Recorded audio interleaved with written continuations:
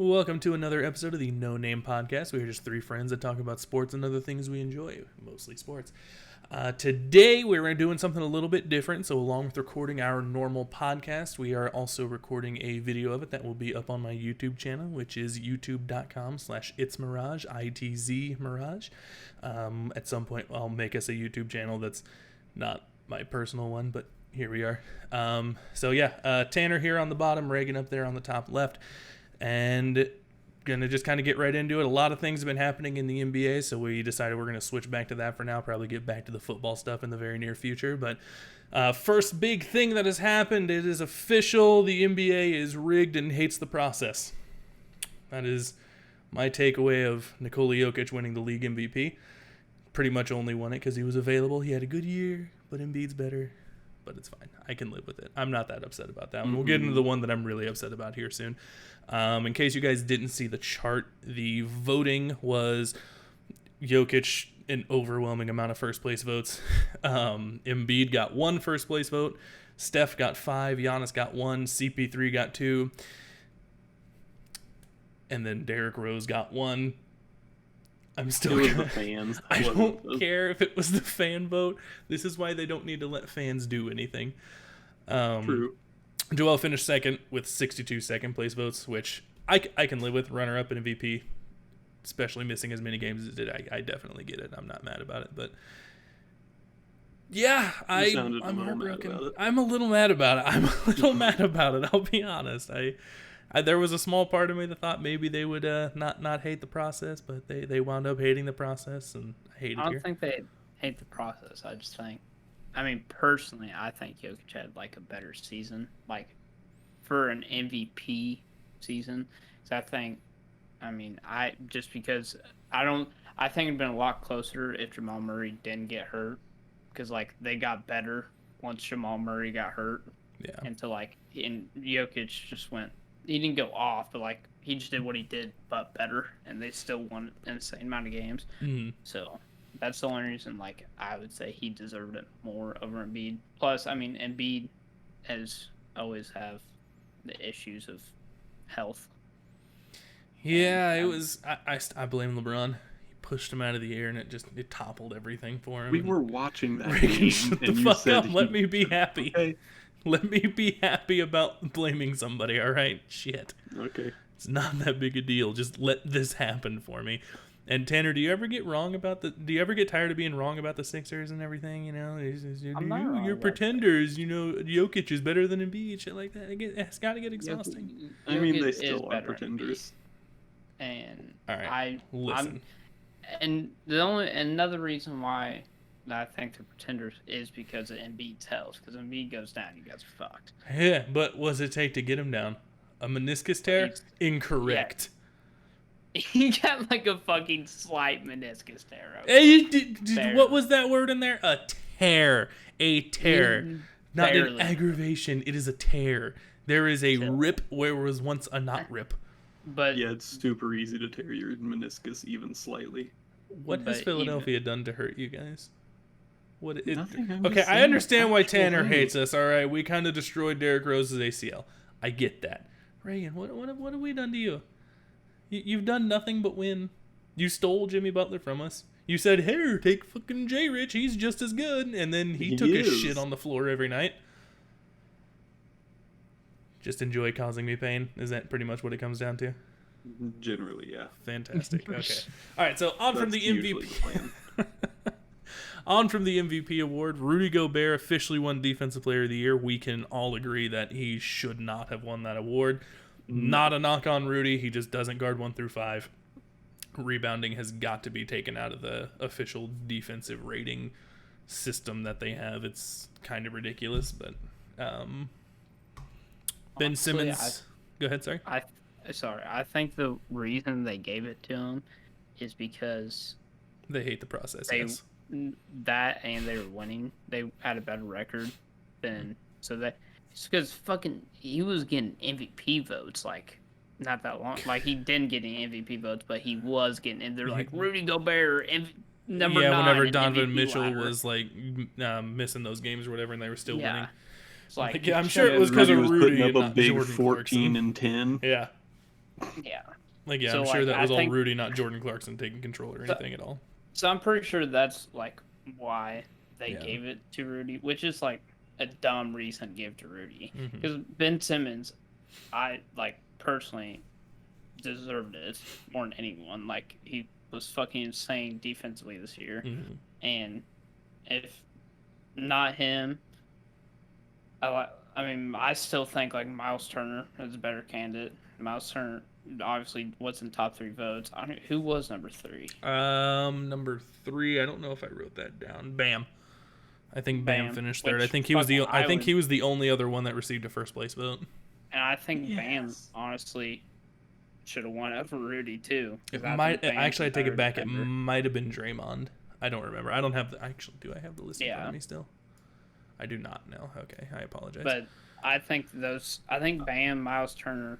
I think Even- Ben Simmons should have won anyways, but Yeah, Ben Simmons should have, but I still don't think Rudy should have even been top 3. Yeah. But no. I'll tell you who I feel sorry for though, the Hawks, because now they have to come out and deal with Embiid, who is upset that he didn't win MVP, and then Trae Young is gonna have to go get guarded by Ben Simmons, who just got snubbed for DPOY.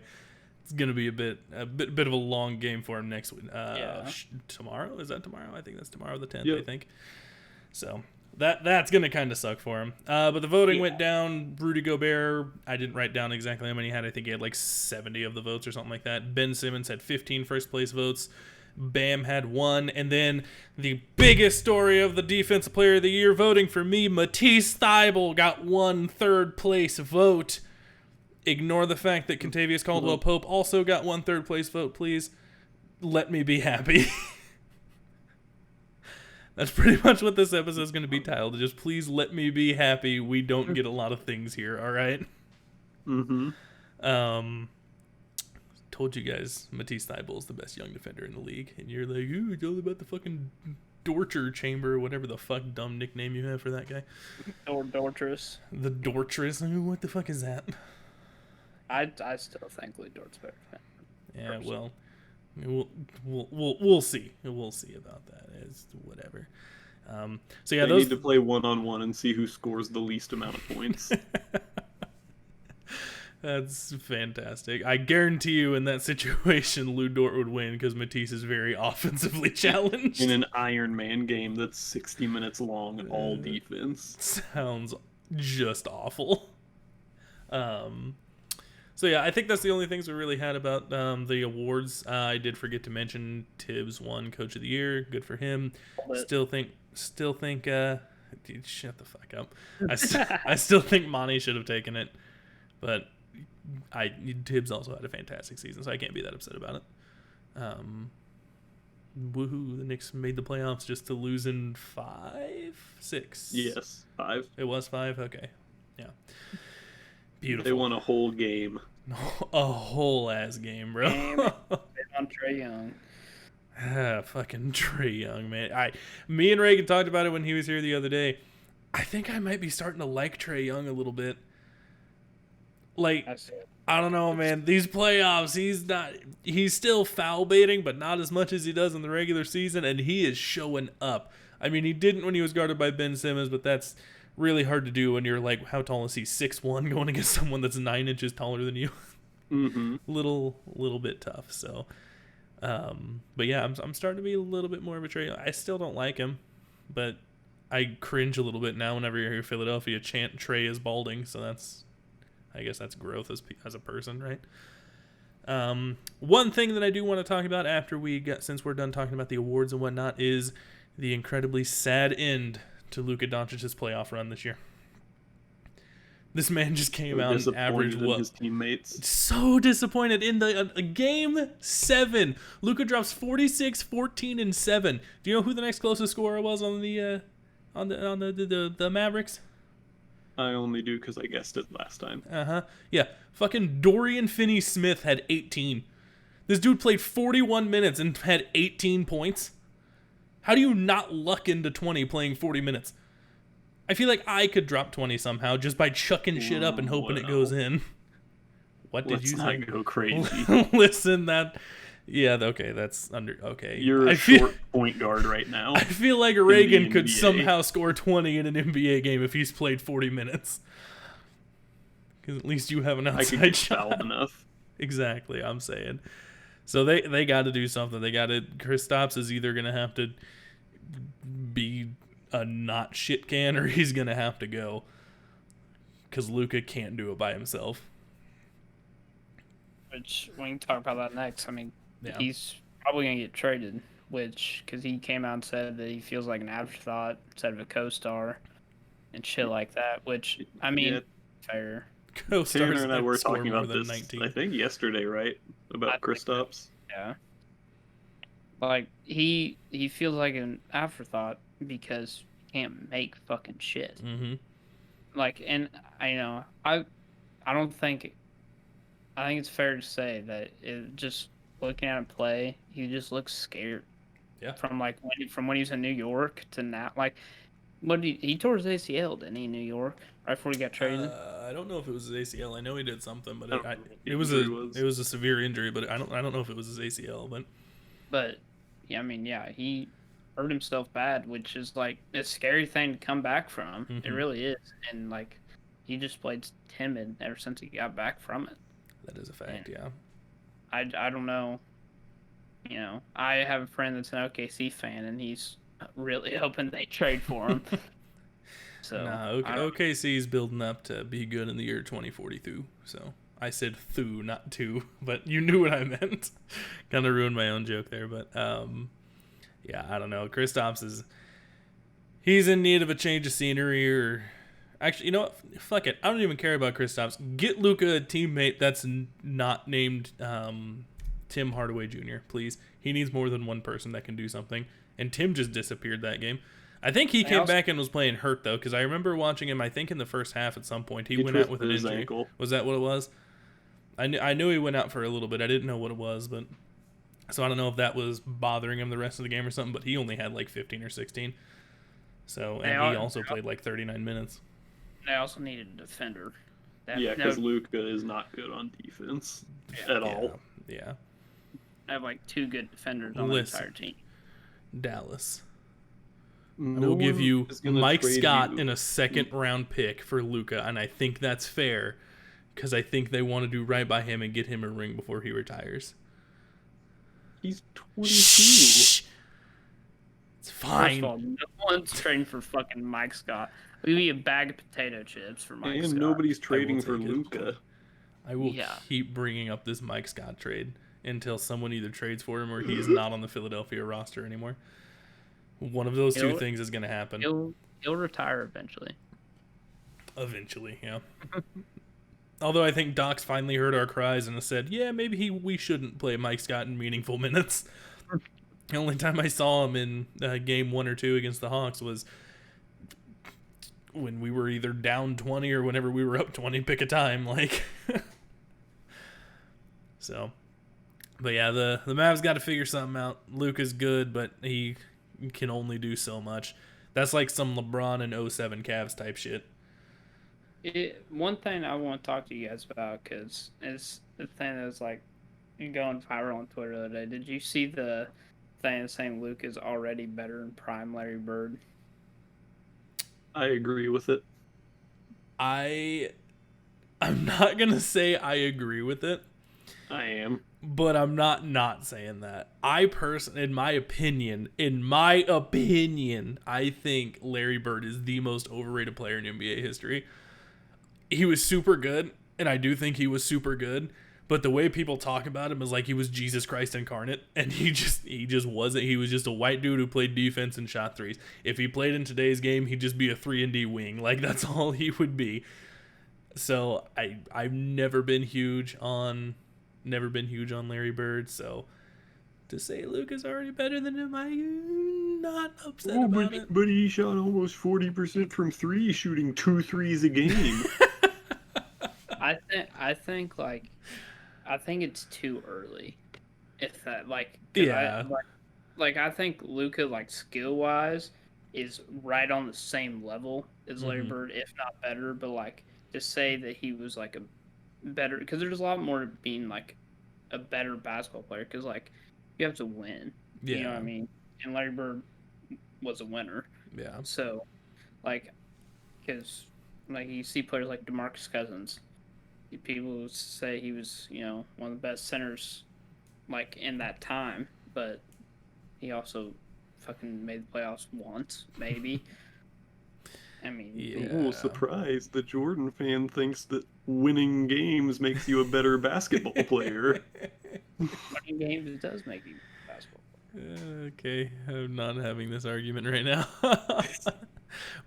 I'll tell you what, we'll save that for a special 1 hour episode where we do nothing but shit on Tanner for being a Jordan stan. That sounds like a good time to me. Jordan stan by any means. I have my Hey Tanner, like, who's the GOAT? If you say Jordan, you're a Jordan stan. Just remember that. can I explain my like GOAT Not argument, today. though? Not today. We're not hearing that today. We ain't talking about Jordan versus LeBron today. We ain't talking about No, that. I'm We're saying in take, the like, 2 seconds. playoffs. Can I just take 2 seconds to explain to you my thought process on the GOAT? All right, fine. Sure. While I take a drink of this Gatorade, you do that. So how I determine the guy, I determine this for all sports. So the GOAT is like the best with like accolades. So like Jordan is the GOAT because he has like the best accolades as a player, but he's not the best like overall player. I'd say LeBron is the best player to ever play in the NBA, but Jordan is the greatest like accolades wise. See, I'm kind of the opposite with that. I think you're the GOAT if you have the skill, but that doesn't necessarily mean you're the most accomplished player of all time. You know what I mean? Like, same kind of thing, but I have it kind of flip-flopped with the verbiage. Verbiage? Is that a word? Verbiage? I think it's verbiage. It's verbiage. It is verbiage? Are you sure? Okay, I'll believe you. Yeah, I'll trust you. When have I been wrong about English? I don't have that college education that you do, so... This doesn't have to do with the NBA, but hardest sport in the world to have the GOAT conversation about? Baseball, hands Absolutely. down. Absolutely, it is.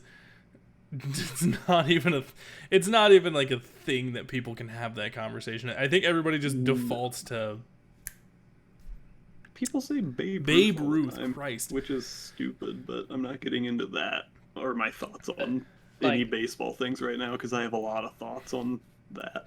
And now, to be honest with you, I know shit about baseball, so you just be the one talking. I don't either, but you get what I'm saying. Though, like it doesn't matter, like GOAT or best, but like, that's what I mean.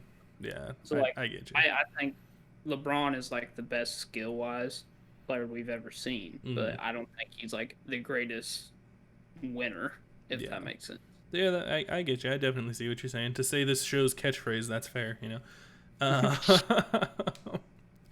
So, on from Luka's sad playoff exit, we're going to be talking about a little bit of good news. My boys out here still repping this podcast. I assume they're only playing good because of us. You know, I'm sure Joel Embiid and Ben Simmons definitely listen to us all the time. Lost that game 4. Yep, that game 4. That would have been our first sweep since like 1981 against the Wizards because... I don't want to get into why it's fine. Came back, gave the Wizards the dicking of a lifetime. Okay, it wasn't that big of a deal, but we still beat them down. Gentleman's sweep 4-1, not a big deal. And then we came out against the Hawks. That was a great game. I liked watching it. And I believe, yes, Reagan and I were in my house watching that game. I was super confident. Opening quarter, we came out, we were up like 23-9. And I'm like, oh, cool, we're going to cruise. And then we turned the ball over 10 times in the first quarter. And the game was over until the fourth quarter. I had turned the game off, and Reagan was like, ooh, we can turn it back on. I was like, I don't want to be sad, and they're starting to do good. And then we turned it back on. I thought we were going to pull off that 20-point comeback. I really did. But we didn't. We came up just short. And then we came out and beat the dick off of them in the next game and got a little bit of revenge for it. So, series tied 1-1. I still say Sixers in 5, maybe 6. I could see the Hawks taking a game in Atlanta. I do. But Sixers in 5, maybe 6. That's my thoughts on it. I think it could go to 7, depending on like how everyone of the Hawks play. Mm-hmm. And how everyone on the Sixers play. And I mean, obviously, but I mean, this Hawks were like really hot against the Knicks, and they're really hot first game against the Sixers. So if they like keep playing like that, then because like Jimmy Butler said the best last year is like we just came in as the hottest team. Yeah, and that's just how you make it. If you're the hottest team, like you're gonna go far. Because like the Suns right now, I would say are the hottest team in the entire NBA. So yeah, like, absolutely. And as we speak, they're beating the Nuggets. Oh, I'm sorry. They have beat the Nuggets 123-98, so they take a 2-0 series lead. So not looking great for Denver fans right now. I think the Sixers-Hawks series really comes down to two things, maybe three. The two things are, can the Hawks role players step up when Trae Young is inevitably getting guarded by Ben Simmons and can't do much? Not a knock on Trae Young, for the record. I think he's a fantastic player. It's just really hard to do something when you're guarded against a very good defender that's 9 inches taller than you. I said that earlier. And can the Sixers role players hit their shots? Because Seth Curry has suddenly come to life. He can't miss all of a sudden, and Danny Green has just gone ice cold. He's just missing everything. He straight up airballed a 3 not last night. Which, yeah, are you really surprised? Yeah, Danny Green being a little streaky, crazy, right? Yeah, I'm not surprised. Almost like that's his whole career. Yeah, wild. Except for that one series against Miami where him and Gary Neal just said, hey, let's not miss. And they said, all right, bet. Gary Neal. You don't remember Gary Neal? I feel like you're thinking of Patty Mills. Nope, Gary Neal also hit like hella threes. I don't remember him hitting a bunch of threes against us. I'm 99% sure it was Gary Neal and Danny Green that like combined for the most threes made in a finals game at the time. Because they made like 20 of them together, and it was like ridiculous. And the Heat fans were just like, "What do we do, man? I don't understand." So, fun times. That was back when I didn't like LeBron, actually. Fun fact for you. I didn't like LeBron until he almost beat the Warriors without Kevin Love or Kyrie. That's when LeBron officially took over for me. But so yeah, there's that. On from that one to the next topic that I am excited to talk about because they talked a lot of shit, and the Bucks are in a little bit of trouble, guys. Oh, they're in a lot of trouble. The Bucks are in a very fair amount of trouble, down 2-0 currently, without James Harden in the Nets lineup. That's tough. You know what their biggest issue is? What's that? Their fucking coach. Mike's got to go. Mike's not playing not playing anyone. Yeah. You know, they got that star-studded bench. His rotations have been awful. Mm-hmm. Yeah. Like, they got that bench that's been good all year. Like, Bobby Portis has actually been fucking good for him. And so is, like, Brent Forbes and, you know, DJ Augustine. They've all been good for him. Yeah. And he just playing Giannis and Chris Middleton until they can't fucking breathe anymore. Yeah, it's like his game plan is literally just to ride Giannis until he physically can't anymore. And it's like, as good as Giannis is, he can't do that. Like, that's not what he is. Like, I mean, they have to have Giannis like conserve as much energy as he can so he can guard Kevin Durant. Yeah, exactly. Like, yeah. He's like one of the only people on this planet that I think could like guard Kevin Durant because I'd say it's just as quick and as tall as Kevin Durant. And he's definitely stronger because I mean he is just solid muscle. So I would like you don't want Chris Middleton's a good defender and so is Drew Holiday, but you don't want either of them guarding Kevin Durant. No, absolutely not. You can't have him. I mean, Chris Middleton might be able to stay near him, but that's about all you're gonna get. Like, and Drew Holiday has to put all of his attention on guarding Kyrie. Yeah. Yeah. And Drew Holiday could guard Kevin Durant, but he's just shorter than him, so Kevin Durant's just gonna shoot over him. Yeah, so absolutely. Yeah. I think if KD like tried to post up Drew Holiday, I don't know what he would be able to do until he decided to do the post fade, and then Drew Holiday's just out of the play. He's done. Yeah. Like, not a knock on Drew Holiday. He's just like, what is he, 6'4", 6'5", somewhere 6'4". around there? Yeah. I'm like that. And how tall is KD? Anywhere between 6'10" 7 foot. and 7'2". Like, yeah. Yeah. So It's just Mike has Also, got to go. another big problem. They're down 2-0 with no James Harden on the floor. it's such a bad thing, dude. Like, they're not gonna have they're not defensively built enough to guard those three players. Like, they're just And not. Blake Griffin is averaging almost like 15 a game all of a sudden. Yeah, what is that about? Where did Lob City Blake And Griffin he's come dunking from? on Giannis. What? What year is this? What's happening? I really think Blake should get fined for tampering with the entire city of Detroit. I agree. This man was like, you can't There's no dunk way he anymore. can just all of a sudden dunk. Their trainers are better in Brooklyn. Come on, Rig, you know that. Is that why their stars played a combined 50 games? No, their trainers are good. Their medical staff is garbage. Medical staff is on par with Philadelphia's right there. So yeah. So yeah. The Bucks are in a hell of a lot of trouble, and if I'm gonna say it now, I could be wrong. I would be shocked if they took a game. I really would be. I don't know if they're gonna be able to take a game from them. I think they will when they go back to Milwaukee. Brooklyn's just so hot right now. Kevin Durant has turned into OKC Kevin Durant, just not missing his shots and just doing everything he can to win. Kyrie Irving's going to do Kyrie Irving things. And like you said, Blake Griffin's back to Clippers Blake Griffin. So here's my thing. I still have, in my mind, I still have it going to 7. Really? Because the only reason why is because I think Mike Budenholzer or Giannis will fucking get the rest of the team's head out of their ass. Because honestly, defensively, I think they match up almost perfectly. Because Drew Holiday is the best guard defender in the league. And I will stand by that till the day I die. Because he's insane. Yeah, Chris Middleton he's I would say he's an elite defender, but he's not like he's above average. He's above average. And Giannis is defensive player candidate almost every year. I think he just won it last year, didn't he? Yep. Yeah. So just because of his frame alone, he's defensive player of the year. So I think all three of those guys match up perfectly with Kyrie, James Harden, and Kevin Durant. Yeah.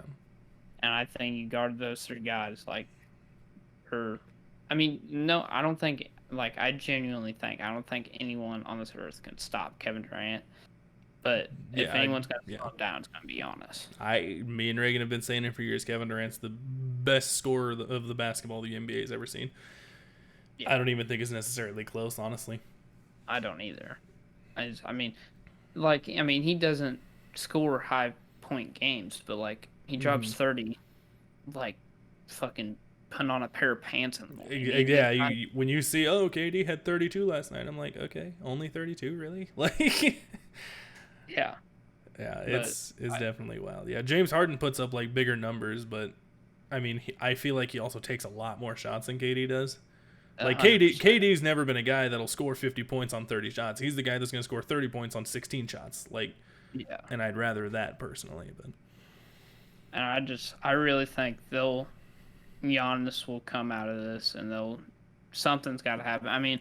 And if they lose, this is something we're going to talk about later anyway, but CJ McCollum might be on the trading block, and I think the Bucks are up there for CJ McCollum, because Giannis is a great player, MVP caliber player almost every year, but he is not a closer. He can't close out games. You can't be a closer if someone can just stand in the paint and neutralize you completely. That's why Ben Simmons is not the closer for Philadelphia, because he can't do stuff like that, you know. And Chris Middleton has shown that he can close in the past sometimes, but CJ is a closer. He's been he hasn't had to close near as much because I have fucking Dame on his team, but I think if can you put CJ on a team where it's they straight up tell him like, hey, we brought you in here to close out these close games for us, I think he'll be able to do it. But literally like Jimmy and Philly. Mm-hmm. Exactly, yeah. Like, hey, you coast until 3 minutes left in the fourth quarter, and we're going to give you the ball. You're going to have fresh legs, and you're going to be good. And he's going to drop 20 points. Like, yeah. Yeah. I think right now it's just in Portland. I don't think he can get into a rhythm because Dame is so good. Like, you know what I mean? Like, so by the time it comes to that situation, yeah, exactly. Yeah. So by the time they get into a situation where they might need CJ to make a shot, he hasn't shot for a little bit because Dame's been making everything, and then all of a sudden teams are triple teaming him, so he has to pass it. But that's definitely, I mean, I think they almost have to, and I think they just need to get rid of Brook Lopez too. I mean, he's solid, but honestly, like the day age we're living in, you can find a solid 3-and-D big. Yeah, that's actually mobile and isn't just. Listen. All I'm saying is, I heard the Mavericks have one for sale. Nope, ever. I'm saying the Mavericks got at least a 3 big a 3 for sale. That's all I'm saying. They got one for sale. That would be a horrible deal. No, it's fine. It's fine. Just what Dallas needs, another really slow white guy. It's fantastic. I love it. It's great. It's great. So yeah, Bucks need to definitely do something. I'll be shocked if they take a game. My prediction for final series is either going to be 4-0 Brooklyn or 4-1 Brooklyn.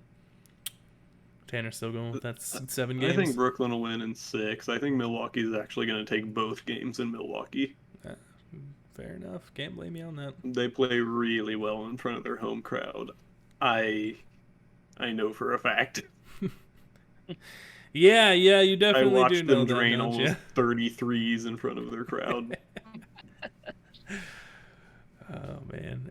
Tanner, I assume Brooklyn in 7? Yeah, Brooklyn in 7. Brooklyn in 7, all right. Yeah, that's cool. I'm intrigued to see what'll happen with it. I think that's the most intriguing series that we have right now. Personally, anyway. I think Phoenix and Denver was, like, going into it was, like, probably the second most intriguing, but it's honestly, not looking great right now. Phoenix is just so hot. I think didn't Phoenix win game 1 by like 20 also? Yep. Yeah. That's ridiculous, man. They are literally on fire. They just can't miss. The last thing Phoenix needs is to advance too quick though, and then have to wait because then they can cool off. So, Luke, would you like to give Donovan Mitchell a compliment on how he played in game 1? He really did good, man. What didn't he have 45? 45. This may have 45. Did you know he's the only player left in these playoffs that's undefeated? He hasn't lost yet because he missed that one game that the Jazz lost. Mm-hmm. This man's 5-0. I respect it. I'll give props where props is due. He's doing good. I'm slowly getting over my hatred for him. He had a pretty good mentor on the sideline. No big deal. Dwayne Wade. Yeah, I saw that. Yeah. Partial owner. Is he really? Yeah, he's one of the main owners of the Jazz now. Why? Donovan Mitchell. Fair enough. Fair enough, man. Fair enough. And I don't know, probably wine or something in Utah. I wouldn't be shocked. I don't even know. I can't think of what's in Utah other than Donovan Mitchell. Like sadness and cold. But well, that jumps us into the next topic that I have written down. Utah takes a close one over the Clippers in game 1. I think it was a 3-point win or something like that, wasn't it? It was like super close. It was either 3 or 2. Yeah, it was a 3-point win because they were going for the 3 that last possession win. Yeah, because Defensive Player of the Year blocked the 3. He did. That was the best defensive play I have seen from him all year. So I was actually, like I said, I was sitting at work going through my new training and whatnot for my new job, and I literally wrote down, "Playoff P is back." This man had a good couple games against Dallas, and I guess that was just he was done. He was like, all right, it's on you now, Kawhi. Have fun. Good luck. Oh man, so what you guys' series predictions for that one? Dude, I don't even have a guess, honestly. That series could go either way, in my opinion.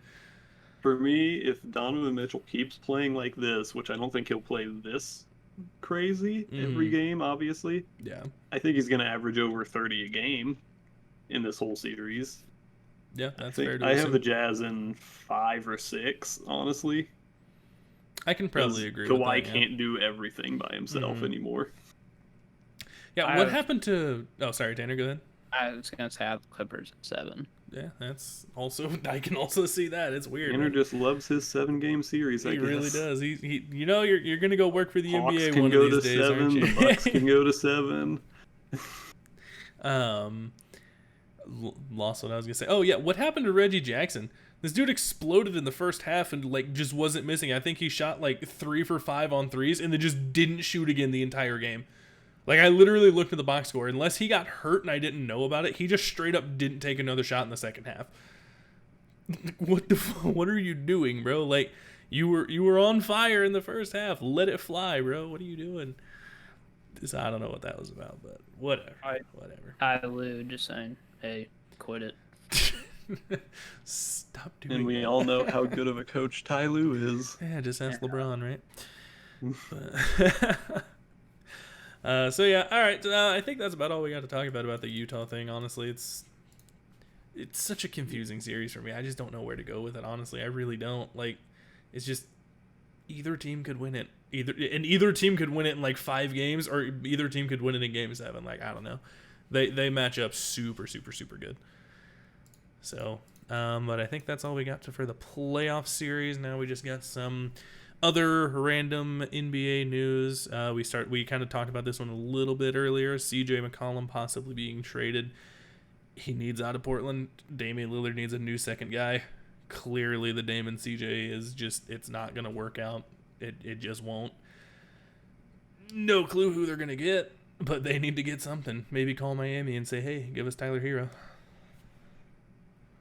If we aren't trading Tyler Hero for James Harden, we definitely aren't trading him for CJ McCollum. Are you implying that CJ McCollum is a worse basketball player than James Harden?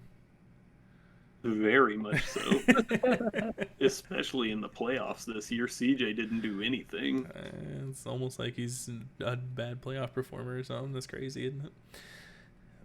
But yeah. Honestly, I could see CJ getting traded to the Lakers.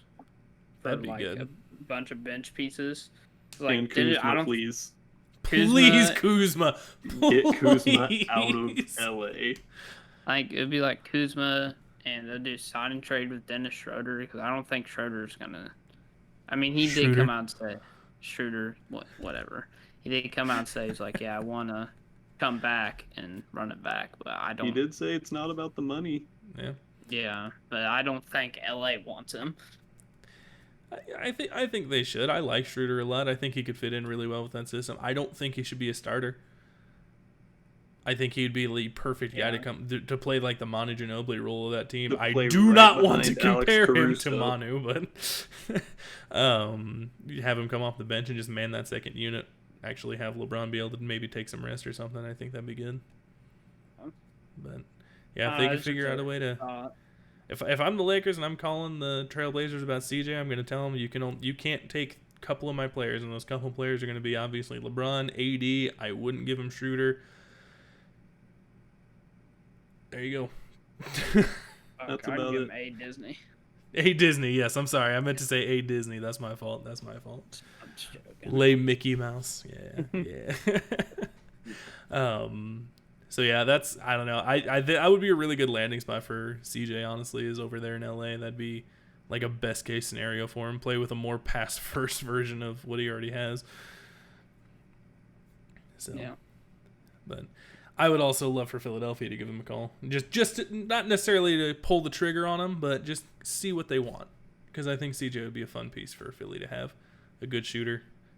Honestly, that's all I care about. I don't care about anything else about him. I just need someone that can shoot the 3-ball, man. Have him come off the bench or even start for us, and I'd be here for it, and that's what I need. So, but my fiance is walking into the room right now. I don't think she understands I'm on a video. So, anyway, so yeah, CJ getting moved is definitely an interesting one, and I'm intrigued to see where that kind of goes in this offseason. I think that's going to be one of the bigger ones going into the offseason. But I think the biggest trade rumor that I'm very excited about is Mr. Kemba Walker in Boston. I've heard that is a unsalvageable relationship with the Boston Celtics, and they are headed for a very, very aggressive breakup, is what I've heard. I haven't seen that yet. I'm very excited to see what happens with that because I love Kemba and I want to be able to root for him again, so I need him to get out of Boston. I've never agreed with you more on anything that you've ever said. I love Kemba to death, and I hate that he signed with fucking Boston Celtics. I was so heartbroken. I was like, Kemba, there are 30-ish. I can never remember teams. 30. There are 29 other teams you could have picked, and you had to choose them. Really? Like, come on, man. Yeah. So I have no idea where Kemba's gonna go.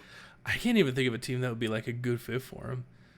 Like off the top of my head, that actually would be a pretty good fit for him. Zach LaVine, Kemba, and he can teach Kobe White how to be slower.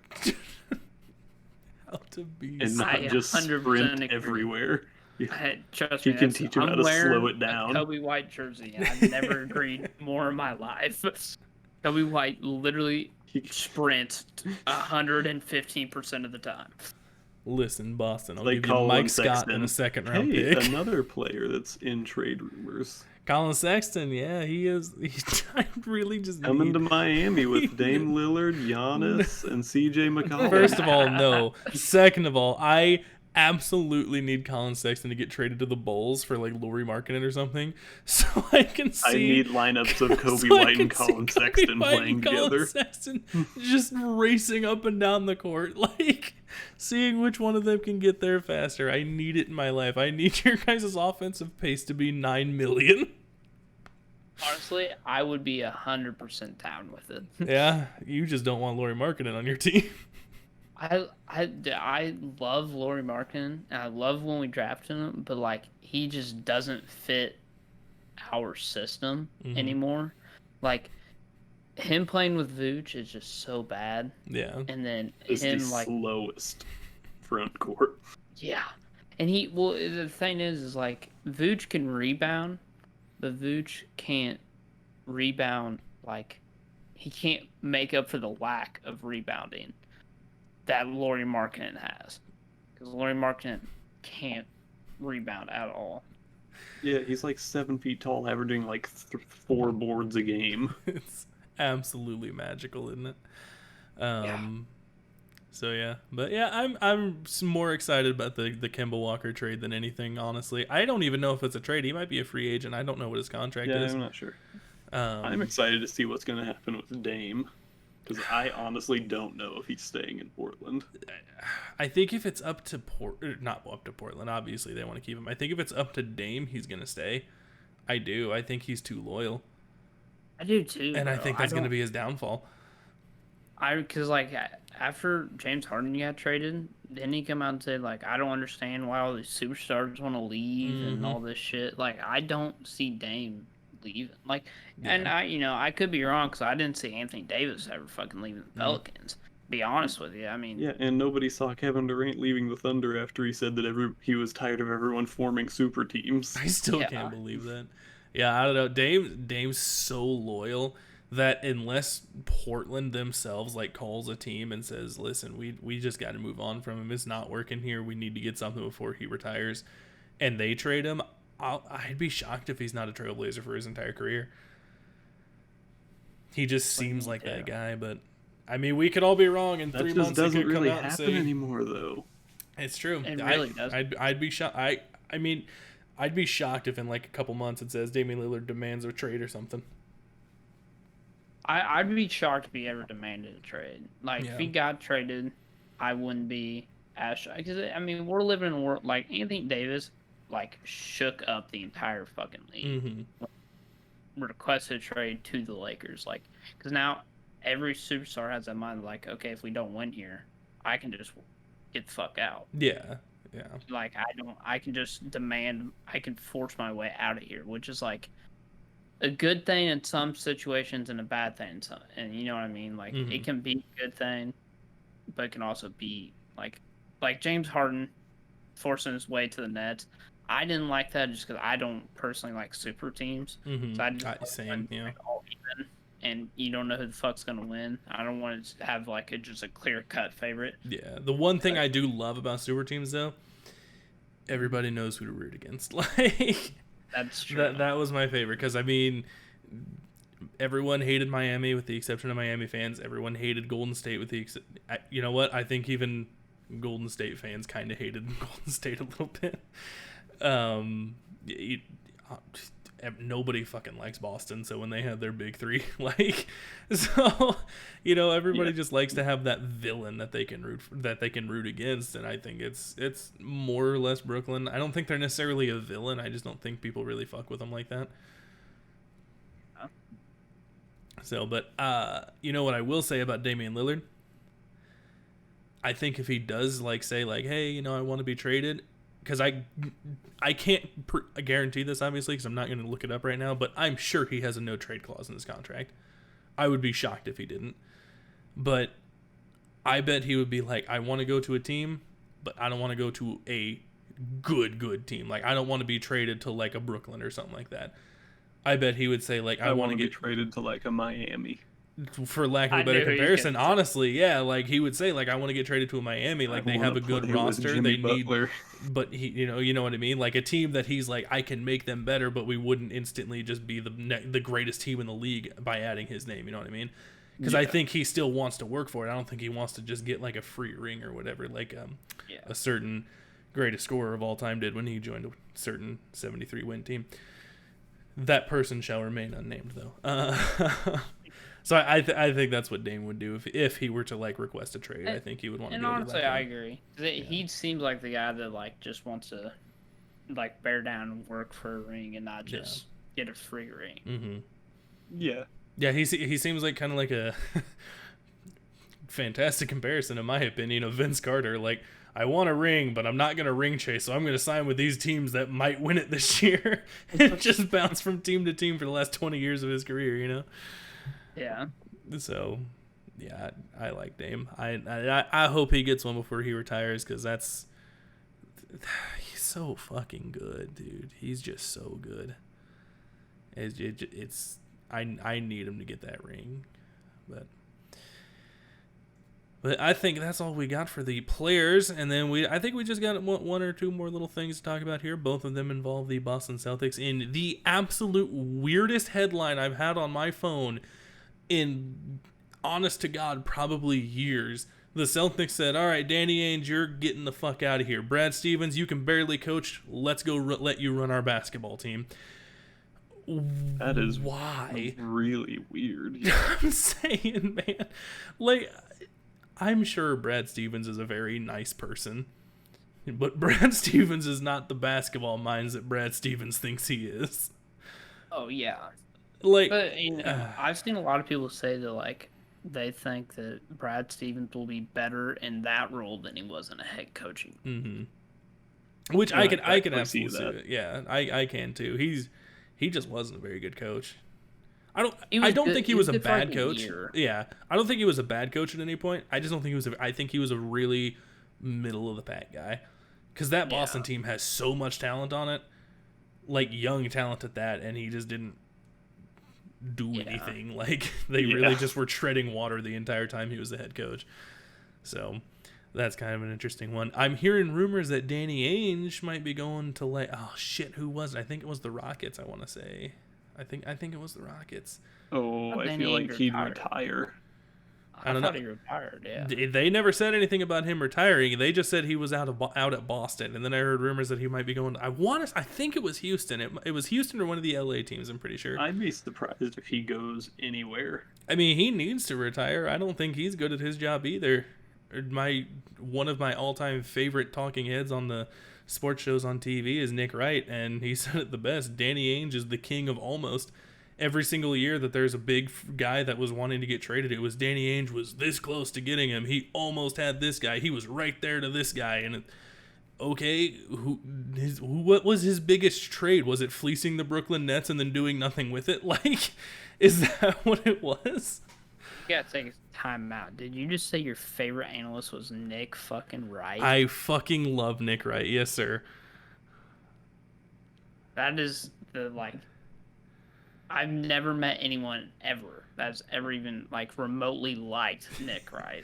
I didn't like him for the longest time, and do you follow him on Twitter, Tanner?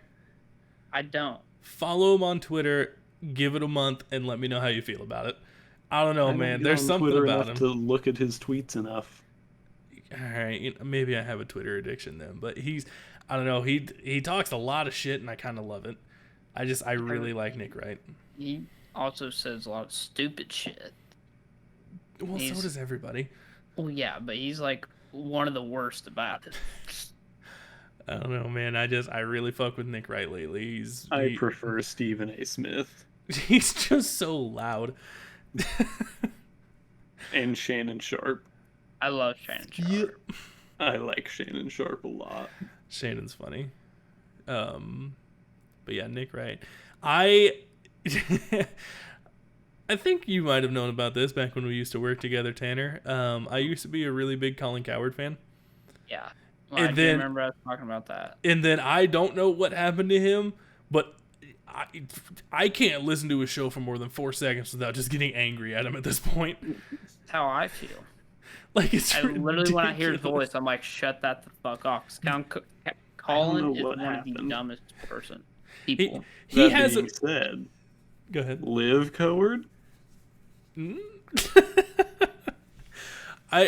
Colin makes some good little segments here and there. He has his moments where I'm just like, okay, yeah, that makes sense. I think pretty much every analyst has that. Hell, even Skip Bayless has said a few things that I'm just like, all right, yeah, I kind of agree with that. But it's just very rare. I want that to be known. Colin lost me after he said that the Spurs were better defense with Kawhi off the floor.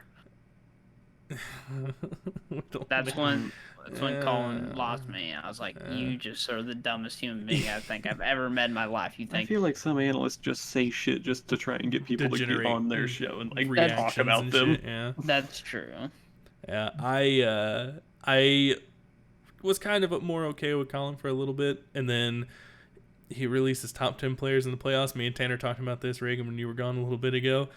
This man has the MVP of the league and the runner-up for the MVP of the league in 7th and 10th, respectively, as the best players left in the playoffs. Luka's not... Yeah, he didn't even put Luka on there, because he didn't say the people rest in the playoffs. He just said top 10 players in the playoffs. Oh, that makes it even worse, then. Yeah. Interesting. Mm-hmm. Yeah, I was like, Luka's not even on it. That's amazing. And Giannis isn't even on it either. Yeah, it's pretty amazing. Hold on, I'm going to see if I can find it just to kind of... Oh, I got really dark. It's fine. But yeah, I read it and I was just like, there is no actual way he thought this was a good idea. In the playoffs. This is super professional, boys. Colin's list of best players in the playoffs. Are you ready? Number 10, Joel Embiid. Number 9, D-Book. 8, Trae Young. Nikola Vucevic. Jesus Christ. Jokic at 7. Kyrie at 6. Donovan Mitchell at 5. James Harden at 4. Chris Paul 3. Kawhi 2. And KD 1. Devin Booker at 9th is horrible. That just 99% of that list is horrible. I can live with Kevin Durant at 1 if you want to say that. That's fine. But James Harden at 4? Yes, he hasn't even played in the second round. This man drove to the hoop in the first quarter and said, "Oh my God, my hamstring's done." I don't know what he was thinking, man. I mean, hey, it worked for him, I guess. It's got people like me clicking on it. So, but I think that's all we really got for this episode, unless you guys got something you kind of want to sprinkle in here last minute. Any closing statements? I mean, another thing about Portland is Dame said he wanted Jay Kidd as the next coach. Terry Scott's like parted ways, and he said he wanted Jay Kidd. So and then I'm pretty sure Jason Kidd said he's not gonna do it. I was gonna say Jay Kidd was just straight up like nah. Yeah, Jason Kidd said he is not gonna try and coach for Portland. That's pretty fantastic. But But well, I think this was a pretty fun episode to record. I hope you guys all enjoyed it, and if you do decide to tune into YouTube and check out all of our beautiful faces laughing at each other while we're talking about interesting things in sports, that would be fantastic. But we will catch you guys in the next episode. Thanks again.